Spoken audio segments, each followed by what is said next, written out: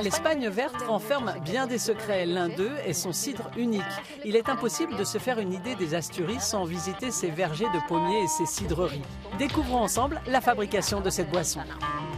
Nous allons à Villaviciosa, où est produit le célèbre cidre asturien, une boisson de grande qualité d'appellation d'origine contrôlée. L'Espagne est le 4e producteur de cidre en Europe.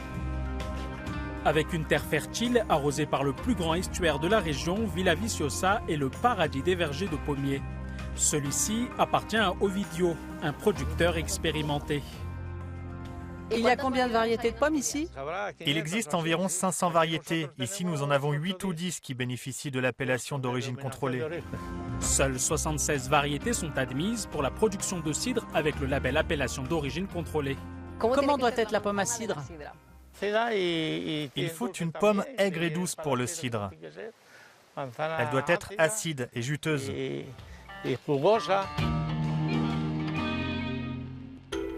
Les artisans vont ensuite fabriquer des cidres naturels, bio, glacés ou pétillants, comme celui produit dans cette cidrerie, l'une des plus anciennes de la région. Tano Koyada fait partie de la 4e génération de producteurs de cidre. Il sélectionne les variétés de pommes et veille à obtenir la bonne quantité d'acidité. Il existe un cidre qui n'est pas fabriqué en fonction des variétés de pommes, mais plutôt selon les caractéristiques physiques et chimiques. Par exemple, si je veux une certaine quantité d'acidité et d'amertume, je peux mélanger différentes variétés. Cette impressionnante cave historique, composée de vieux tonneaux en châtaignier, a été construite en 1898. Au XIXe siècle, l'entreprise espagnole a eu l'idée de créer un cidre naturel pétillant. C'est dans cette cave que le cidre fermentait, puis le gaz était à nouveau ajouté avant la mise en bouteille pour le rendre pétillant. De cette façon, le cidre était conservé pour le voyage, pour être exporté en Amérique. Aujourd'hui, il est fabriqué à partir d'une 2e fermentation comme le champagne. Voici les bouteilles où les cidres sont en 2e fermentation. À 18 mois, nous les faisons tourner d'un 8e de tour par jour pour faire descendre la levure, que nous pouvons voir ici, afin que le cidre soit pur, qu'il ne soit pas trouble. Cela donne un excellent cidre avec une subtile effervescence et une couleur dorée. Je peux ressentir de l'acidité, un peu d'amertume et une touche finale de douceur.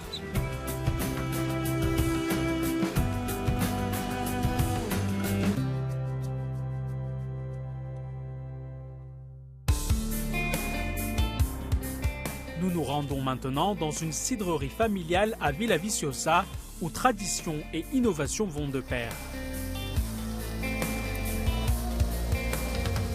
Nous avons beaucoup de variétés ici. Des pommes vertes, rouges, des grandes, des moyennes, des petites, on a un mélange de tout.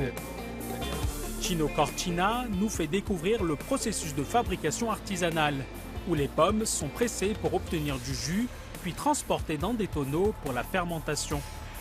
Cette entreprise familiale est ancrée dans la tradition mais fait preuve d'innovation. Ils ont notamment lancé la fabrication du cidre de glace, un breuvage sucré que Chino a découvert par hasard.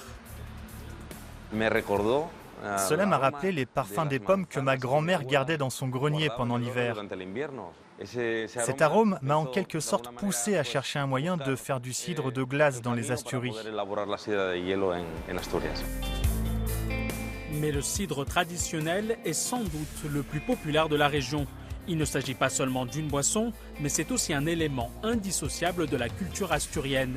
Servi en petite quantité pour l'aérer selon un rituel unique, le cidre traditionnel est un produit de grande qualité. Essayez. Je ne sais pas si je vais y arriver, mais j'essaye. Alors, je lève comme ça. Oui, vous devez lever le bras. C'est pas mal. Comme le disait l'écrivain Valentin Andrés, si par la pomme nous avons perdu le paradis, nous pouvons y retourner par le cidre.